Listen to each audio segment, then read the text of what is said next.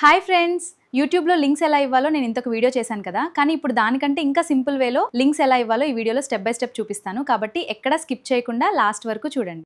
మనం ఏ product link అయినా YouTube షార్ట్స్కి add చేయాలంటే కమ్యూనిటీ పోస్ట్లో పోస్ట్ చేసి మనమైతే కాపీ లింక్ అయితే చేస్తాం కదా. అంతదంతా పెద్ద ప్రాసెస్ అయిపోతుంది కాబట్టి ఇదైతే సింపుల్గా ఉంటుంది. ఫస్ట్ మనం మీషో క్రియేటర్ క్లబ్ ఓపెన్ చేయగానే మనకి ఏ లింక్ కావాలంటే దాని మీద క్లిక్ చేసి లింక్ అయితే కాపీ చేసుకోవాలి.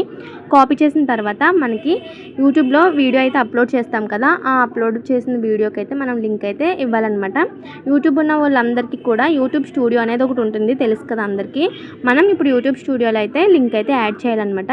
యూట్యూబ్ స్టూడియో ఓపెన్ చేసిన తర్వాత కంటెంట్ అని కనిపిస్తుంది కదా, దాని మీద క్లిక్ చేసి ఇలా వీడియోస్ కనిపిస్తాయి. అప్పుడు ఆ వీడియో మీద క్లిక్ చేసిన తర్వాత మనకి పెన్సిల్ బొమ్మ ఉంది కదా, ఆ పెన్సిల్ బొమ్మ మీద క్లిక్ చేస్తే మనకి డిస్క్రిప్షన్ అని ఉంటుంది.